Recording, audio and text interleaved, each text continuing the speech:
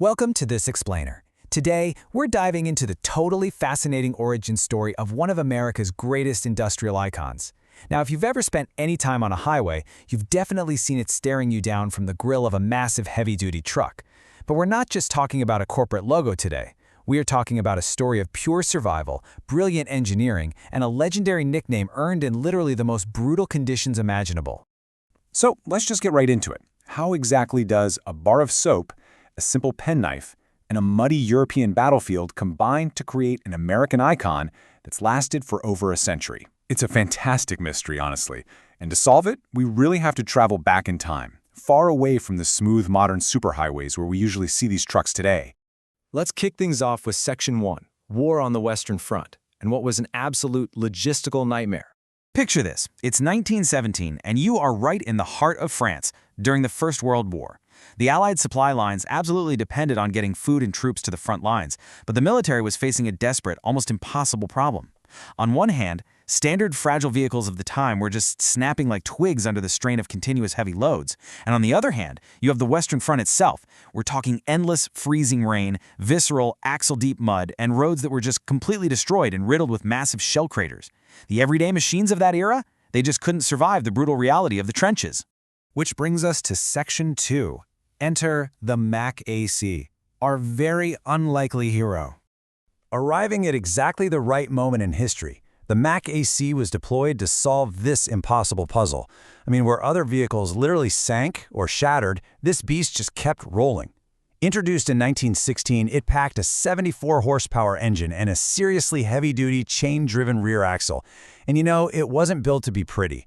With that distinctive tapered, blunt-nosed hood, it was built for controlled aggression and relentless progress. It was a machine perfectly engineered for the worst place on Earth. 6,500. I really want to pause and emphasize this massive number. By the end of the war, over 4,500 Mack AC trucks had been deployed to the U.S. military, and another 2,000 were sent over to Great Britain. That is just an incredible fleet of heavy machinery, all thrown straight into the mud and the blood of the conflict. Moving into Section 3, Tenacity of a Bulldog. This was both the crucible and the christening. It was right here, in this intense crucible of war, that the truck truly proved its mettle. Supply runs that were supposed to take a few hours were taking days, but the Mack ACs, they just kept chugging along. When a supply line was completely bogged down in axle-deep mud, a call would actually ring out among the British soldiers, the Tommies. Send in the Mack Bulldogs. And that right there is the exact moment this machine earns its legendary name. Now, the absolutely crucial point here is that this wasn't some slick marketing campaign cooked up in a boardroom. No way. This was instinctive, incredibly high praise from exhausted soldiers on the ground. They looked at the truck's squared-off, blunt front end, they watched its persistent determination plowing through the mud, and they immediately compared it to their own national mascot, the tenacious British Bulldog. The American troops, the doughboys, they quickly agreed, and the metaphor stuck forever. And that leads us to Section 4, a brand icon is born, going right from the battlefield to the highway. When the war finally ended, the Mack AC certainly didn't stop working. It came back home to help build mega projects like the Hoover Dam and the Golden Gate Bridge, and it brought that hard-earned battlefield nickname right along with it. In 1921, the company really leaned into the persona. They slapped a flat, sheet metal emblem onto the side of the cabs, showing a bulldog tearing apart a book titled Hauling Costs. Pretty clever. By 1922, they officially became Mack Trucks, Inc. But it actually wasn't until a whole decade later, in 1932, that chief engineer Alfred Massery finally gave the Bulldog its unmistakable three-dimensional form. Okay, the story of its creation is absolutely fascinating. Get this. Massery was recovering from surgery, stuck in a hospital bed in 1932. He clearly wasn't someone who liked sitting idle, so he grabs a penknife and a simple bar of soap, and he just starts carving. And he didn't carve a dog just sitting there being a good boy. He carved a bulldog in mid-stride, head forward, body low, a really forward-leaning, purposeful posture. Plus, in true engineering fashion, Massery flawlessly blended form and function.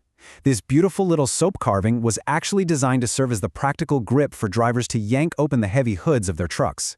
Massery went on to secure the patent for his design in October of 1932, but there's a really tragic twist to this story.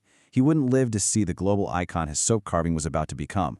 On April 4, 1933, Massery was a passenger aboard the USS Akron, which was a U.S. Navy airship, when it crashed into the Atlantic Ocean off the coast of New Jersey during a massive storm.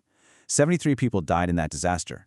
His Bulldog had been leading Mack Trucks for less than a year at that point, but his design would go on to outlast him by nearly a century. As the decades rolled by, the Bulldog obviously remained, but it kind of evolved into a really unique status symbol within the trucking community itself. So while the classic chrome Bulldog signifies a standard Mack truck, back in 1979, the company introduced the gold Bulldog. If you ever spot a gold Bulldog on a hood, it means that specific truck features a 100% proprietary Mack powertrain. We're talking the engine, transmission, and axles, all built by Mack down in Hagerstown, Maryland. It became this massive badge of honor for fleet managers. Basically, a voluntary certification of pure Mack strength that communicates their sky-high standards to anyone else out there on the road. So it started as this completely instinctive compliment from exhausted soldiers standing in the muddy trenches of World War I, was eventually transformed by a brilliant engineer in a hospital bed into an unbreakable symbol of American industry. It's wild to think about.